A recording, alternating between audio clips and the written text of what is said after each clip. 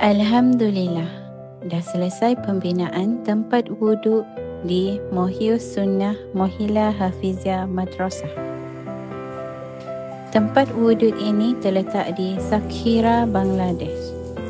Terima kasih buat semua pewakaf yang turut serta menghulurkan sumbangan. Tanpa wakaf anda, misi bantuan ini tidak dapat dijalankan.